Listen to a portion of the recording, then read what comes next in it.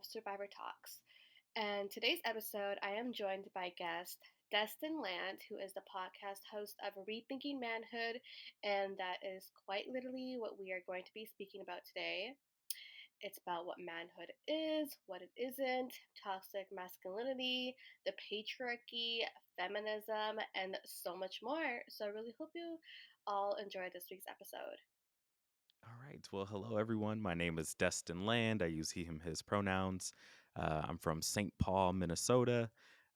Professionally, I do anti racism work for a healthcare organization. So I talk to nurses, doctors, surgeons around just anti racism work, but specifically exploring the history of racism in our own state and city, and really thinking about how systems of oppression really do impact people's health outcomes. So not even just like racism, but how patriarchy impacts people's health, how homophobia impacts people's health, and beyond.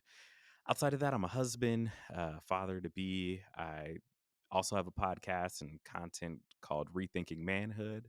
And I'm really just an explorer. I'm a very curious person. I love to connect with people, and I just like to ask questions. And I think it has been so important for me to just exist in environments where questions are okay, and to also have questions that don't need to be answered as well too, but questions that we can kind of just wrestle and sit with.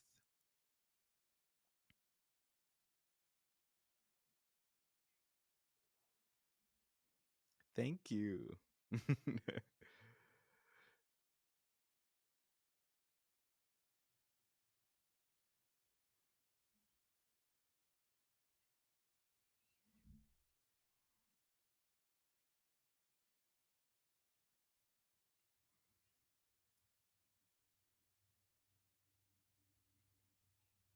Yeah, so I was in grad school when I got the idea, or I think I was like finishing grad school. And I did some research around Black masculinity and youth development. And I was trying to make sense of how sports program or what do Black boys learn about masculinity from their sports programs. I followed a AAU basketball team for a summer, and just spent time talking to the coaches, talking to the students and the players.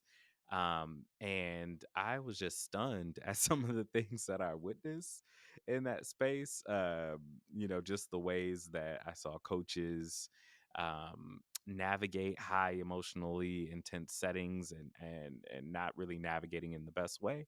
But so much of my motivation really is just my own story of navigating the world as a Black boy and feeling like there was something weird about the expectations that came with Black manhood. And I think I never felt or fit into those boxes. And I never really had language to understand, why I feel this way or what feels different about me. Then while I was in grad school, I stumbled across a video that started talking about toxic masculinity. And I think that's when I, started reading bell hooks and Patricia Hill Collins and really starting to see that patriarchy is the root of many contemporary issues. Like, I think that for most issues that we see in society, we can find a connection to patriarchy somewhere. I knew that patriarchy harmed women. I knew that, right? I knew that women were oppressed. I knew that there was not like a equitable distribution of roles. I saw that in my own household, where my mom cooked, cleaned, and worked and did all of those things. My dad wasn't necessarily expected to do the same. But it was new to think about how a system of oppression can harm the people that it also benefits. Which also goes to think about how we see all systems of oppression. Like, sorry, this is kind of a tangent, but I think about how white supremacy is not even good for white people. Like, all of these systems of oppression are damaging, even for the people that it benefits and gives power to. And once I learned that, I was like, dang, I feel like I should say something about that. Or like, I feel like more people need to talk about this. And the freedom that I experienced just in knowing that I didn't have to live my life in a box changed my life. And I really just wanted to bring other people along that journey with me.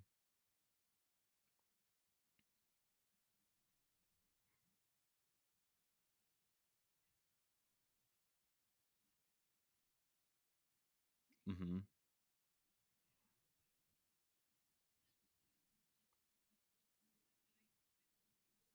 Yeah.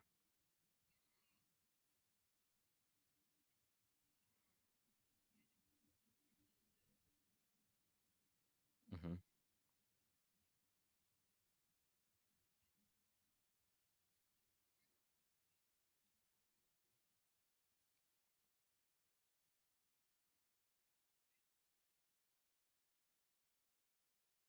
Mhm.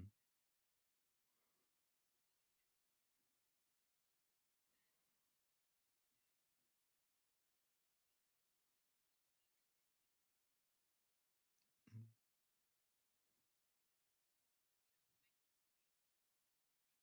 Mhm.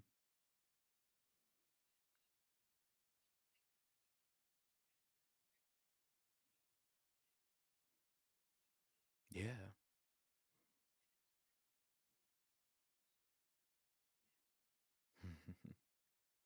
Oh, that's a great question. Um, I typically leave manhood and masculinity, not saying that the two always are in connection to each other, but I really leave them undefined. And I leave them undefined because I just don't believe that they have to be defined in rigid ways. Often when people ask me, what does my masculinity mean to me? The only thing I can come up with is like, well, when I go to the store, I typically buy things that are in the men's section. And that's about it. Like all the other things, when we peel back the layers of gender, especially, these terms like masculinity and femininity, a lot of what we see is the gendering of characteristics and things that are neutral. For example, masculinity and manhood are often associated with stoicism, with aggression, with strength, with leadership, with dominance. And these are all neutral things in the sense that any human can embody these characteristics. And it is not biologically real or even scientifically real that men are more naturally angry, more naturally aggressive, dominating, um, or don't show emotions more. In fact, one of the things that we learned that as babies, boys are actually a lot more emotional, statistically. But through our socialization, that ability to show our emotions is stripped away from us. So I don't really define it. I don't really define it because I think it is a personal journey for everyone to figure out what manhood or masculinity or womanhood or femininity, or just being a human, what that means to each individual.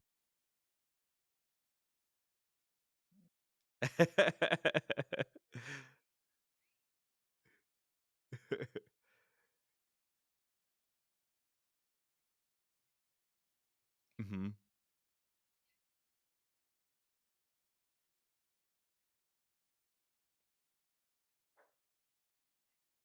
Hmm. Yeah, yeah.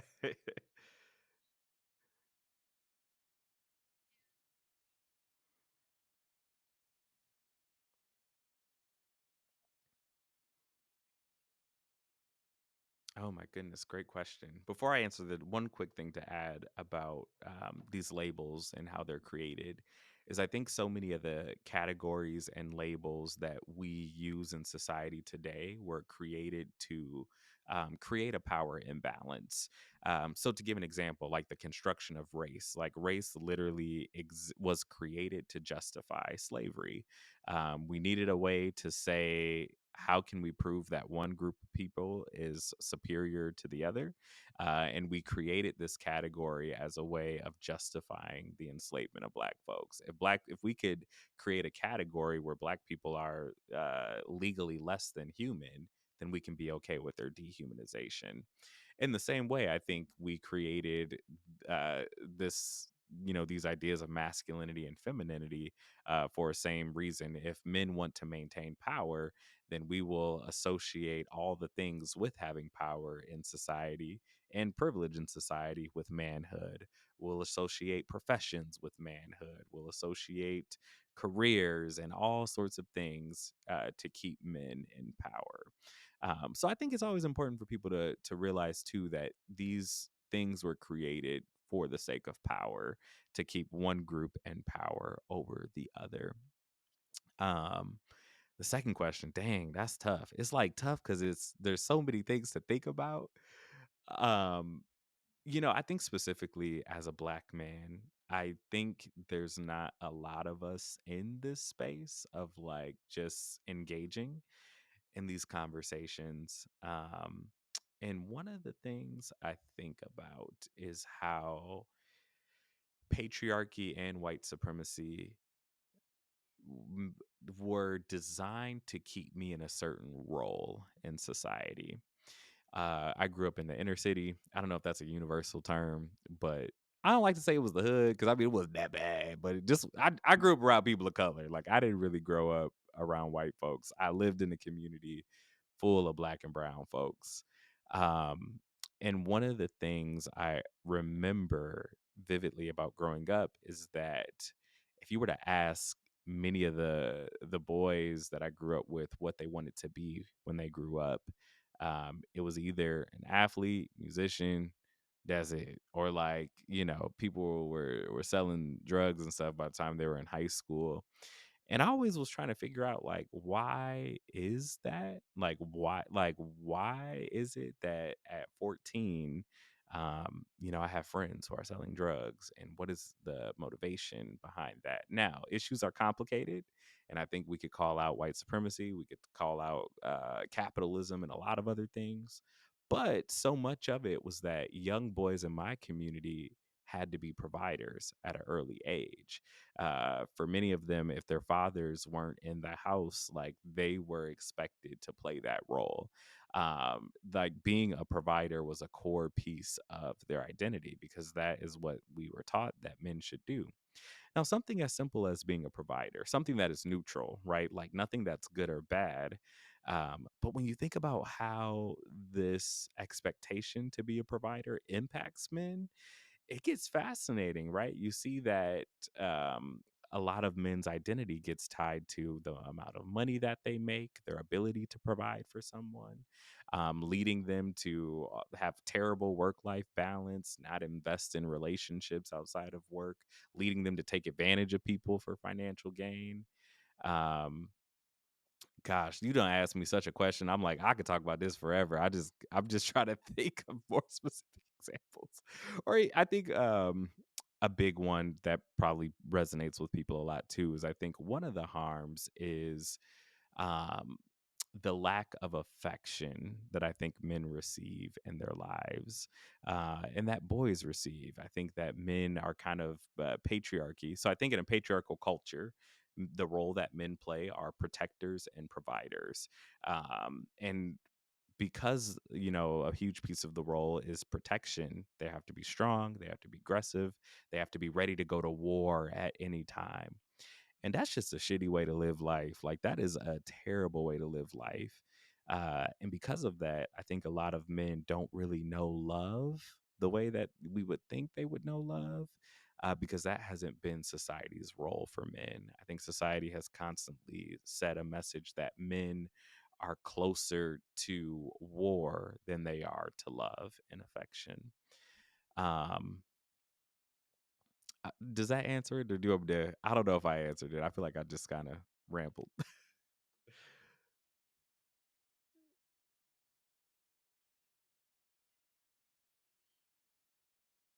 Hmm.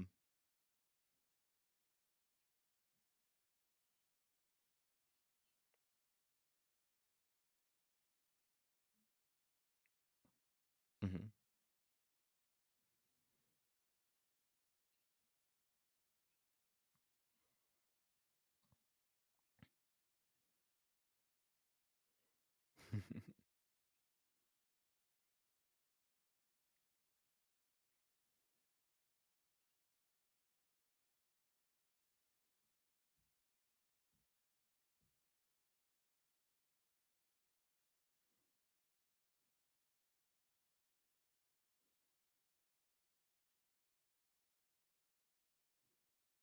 Hmm.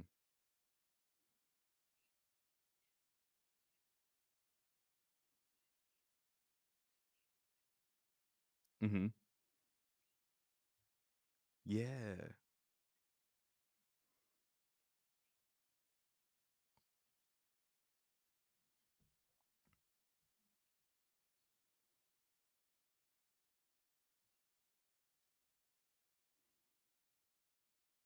Hmm.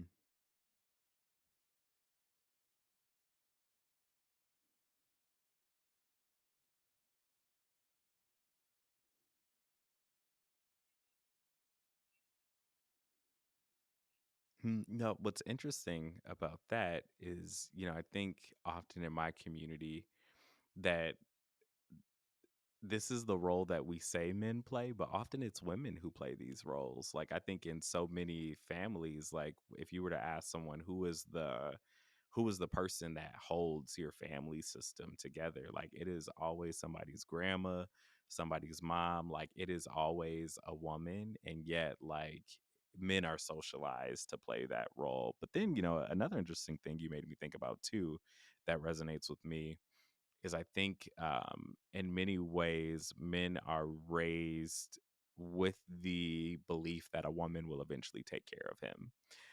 So we don't teach boys how to do laundry. We don't teach them how to cook. We don't teach them how to clean or care for themselves. Because the assumption is like, oh, well, maybe one day you'll get married and you'll have a wife who will do that for you. And mothers kind of just play the temporary role until someone gets married.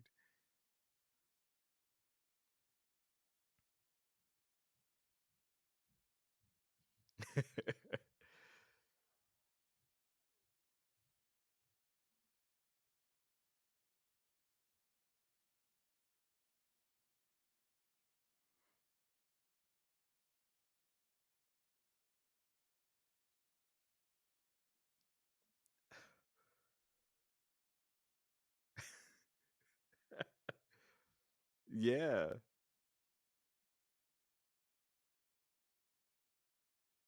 Hmm.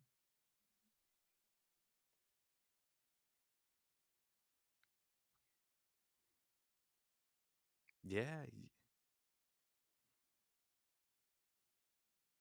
Mm-hmm. Mm-hmm. And then I think about too how like for a lot of men, I think rather than working through their issues and stuff, I think there's just such a reliance on women to do that for them. So I think about the many men who would probably benefit from therapy or counseling, but they don't do it because they kind of expect women to play that role in society. And I think there's just such a burdening of just putting the emotional labor on women to do it all, handle our emotions, our physical needs, our sexual needs, everything.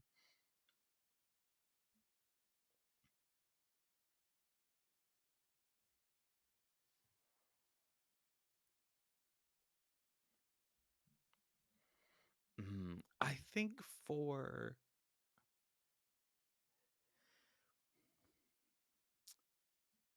Yes, definitely. If not on the podcast, on social media.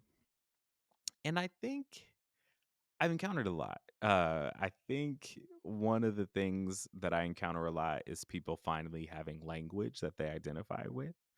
I think a lot of people, and for myself personally, I think I didn't know the issue was my understanding with masculinity. Like I remember going through life with just a lot of confusion, a lot of like issues, whether it's related to mental health or whatever it was. And I think a lot of people don't realize that part of why we are struggling the way we are struggling is our beliefs about masculinity. And we don't realize that these beliefs aren't real and that we can actually change these rules and expectations. Like we don't have to necessarily live by them. Um, and for so many men, I think that they have lived their lives in hiding. They have lived their lives in secrecy. They have lived their lives with duality in the sense of they have had versions of themselves that exist in different spaces because they didn't know that they could be whole and that all of these versions of themselves can exist. That the person who loves sports and drinking beer can coexist with the person that loves theater and singing and drawing. The person that cries in the shower when no one is around can coexist with the person who makes jokes with their friends. We've been taught in many ways that these people need to be separate. Now, that's one side of it. I think the second side of the things that I hear is that the work that I'm doing is making men soft. That this is a lot of people mention like how holding back our emotions is a good thing and a sign of strength, and a lot of people against vulnerability. Um, and interestingly, I think one of the things I'm noticing a lot more is that a lot of men are invested in talking about men's mental health. They're down with that. They don't like this talk about patriarchy though. They don't like that. Like they like us talking about men's mental health. They like the idea that men should be it should be acceptable for men to show emotions and to share how they're feeling. But they don't like dismantling the power that patriarchy gives them. They don't want to talk about that. They don't want to talk about how a lot of the things associated with patriarchal masculinity um, normalize violence against women and girls. Like they don't want to talk about the way that they mansplain in meetings or the fact that, they don't want to talk about that stuff. So I think that's one of the ways that the work needs to shift where now, and this is going to sound controversial, but you told me I could say it. I think now what's happening is I think men are actually co-opting feminism. And I think what's happening is that men are using the pieces of feminism that benefit them, right? That allow them to express themselves and be their most fullest self. But they're kind of ignoring this piece about liberation for people of all genders. Like I think they're ignoring who patriarchy harms the most.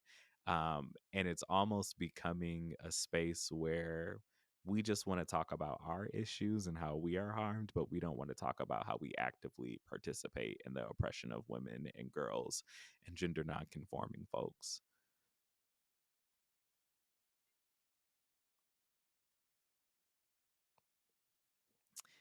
I think, as you said earlier, I think feminism has gotten this reputation that it's a group of man hating women. And what I always tell men to that is like, and if it was that, I think that would be valid. Like, I think that would be totally okay because men have done some terrible things. And I don't think we get to police how women respond to years and generations of systemic oppression. But I also think that feminism uh, also has such ties to academia, and I don't know if a lot of people understand like how theories work. And when people say feminism is this, I'm like, well, it depends on who you're talking about, right? Because there's many strands, many different eras, there's many different scholars, and they all don't agree. There's many feminist scholars who do not like bell hooks and who definitely saw her as like, nah, you love the men too much. Actually, is there's scholars who believe that, and part of how we engage in scholarship is we wrestle. So I think men don't one always know how like some of these concepts exist and how there's not one scholar that is a full representative of it. And I think men want to police the anger of women, where I do believe that women have every right to be angry. And if they do hate men, like I get it.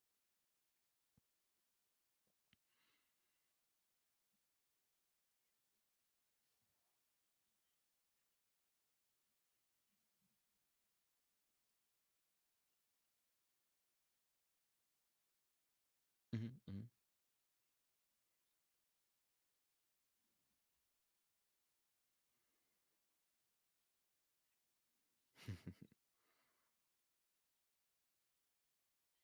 Mhm. This is bad, but often when I hear people say men are trash, I'd be like, and are like this is true. Um, I get it. I mean, I think for me, like, sometimes what happens is, which is another fascinating thing. I think it's interesting how, like, a lot of men think that they're very stoic, but they're not. In my interactions in working with men, I have learned that men are very sensitive, and I don't say that in a negative way. But I have noticed that men do struggle realizing that everything doesn't revolve around them. And I'm not offended when people say all men are trash because I know I'm not trash. But I also know times in my life where I have engaged in trash behavior. And I know that I am not exempt. You know what I mean? Like, I think sometimes we also think that we arrive. I love the language that I've heard white people use this a lot. But I've heard like white people say that they are recovering racist or they are recovering white saviors. And I think many ways, like men are recovering misogynist because these systems of oppression are embedded into the way that our society functions. And we don't just get to wipe our hands clean because we read 3 books or listened to a podcast or went on a retreat. Like, we are going to be navigating this stuff for the rest of our life. Um, so I personally usually I don't mind when people say that. And and here's what I think also needs to happen. I wish that men would get curious when women said that. Right? Like, I think when or sorry, I lost my train of thought. I think instead of getting defensive, what would happen if men started to inquire and ask, "Tell me more about why you say that?"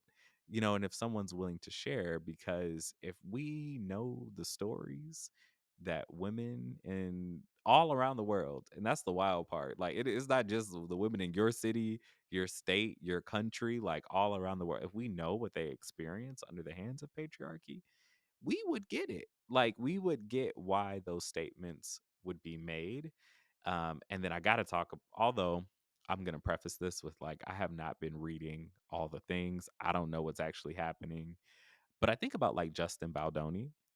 Um, and it's kind of like, well, if the person who claims to be the good man, the man who has the podcast, who has the book, who has gotten rich off of feminism. If he out here doing some bad stuff, what's that be? How then do we identify the good ones if the good ones don't act right either?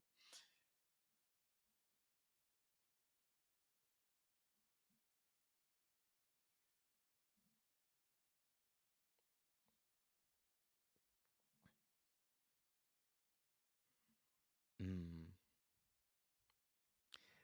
I think books are a great resource.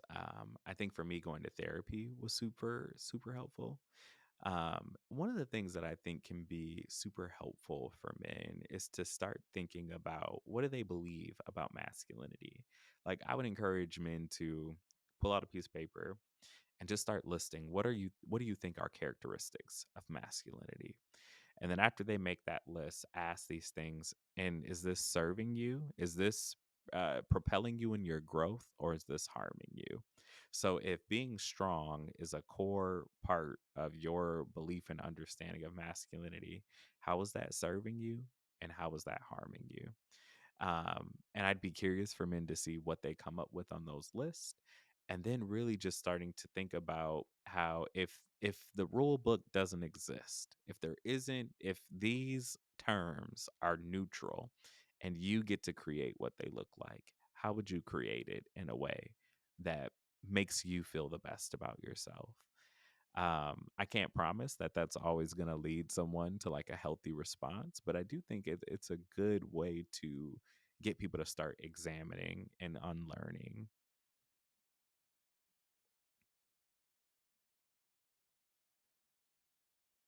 Yeah.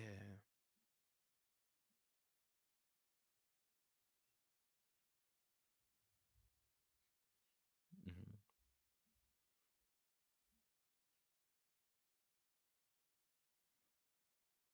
Yeah.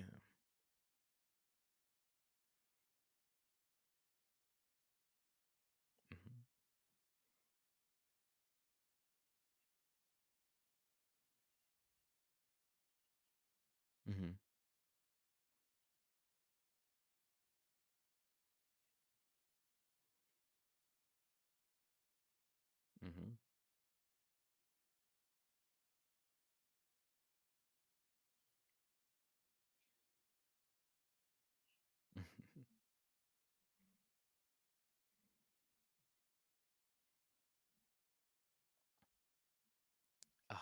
I love this question. I got to think about where I want to take it because I got a lot of thoughts.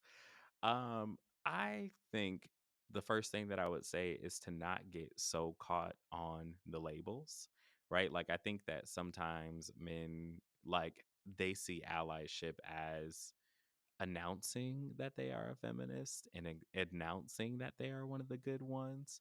Um, but I really think that the most important thing is living it out, like living it out. And only that, and maybe this is going to sound like a contradiction, but like you also don't have to start a podcast.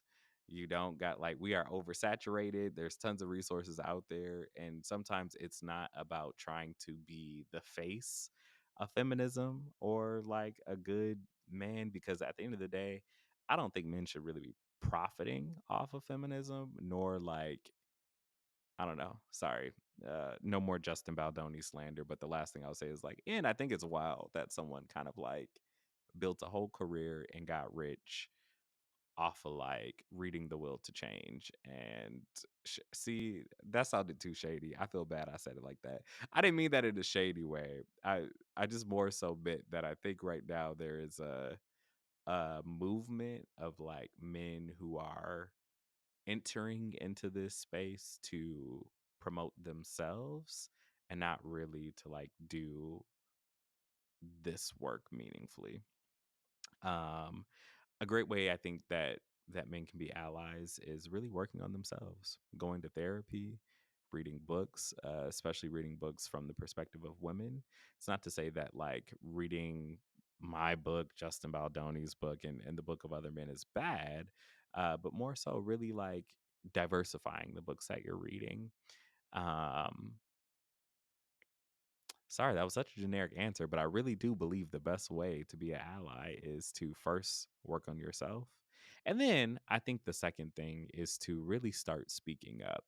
I think one of the things that happens with men is that we are often silenced in spaces where women are actively being harmed. You know, we sit in the meetings where we see our women colleagues being looked over. We're around our friends when we hear them make inappropriate jokes, make jokes that normalize violence against women. And really, the best way to be an ally is to say something, even if it's as simple as, "Hey, that's not funny. Hey, that's not cool." I just think it's so important that men learn to utilize the power that they have in society to advocate for women. I'm trying to think if there's anything else I would say.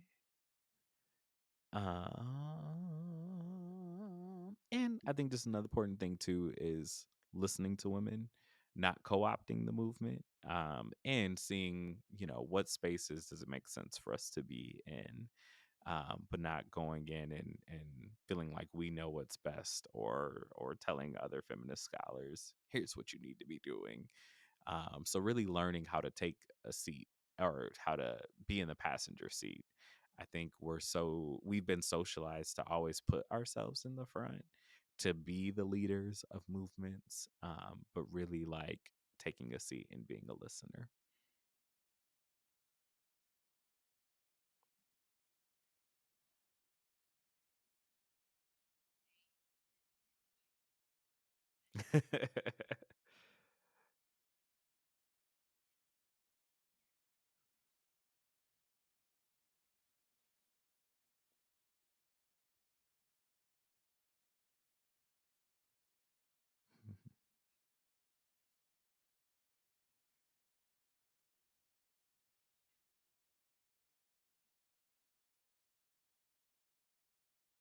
Oh, thank you. I really appreciate it. Thanks for having me.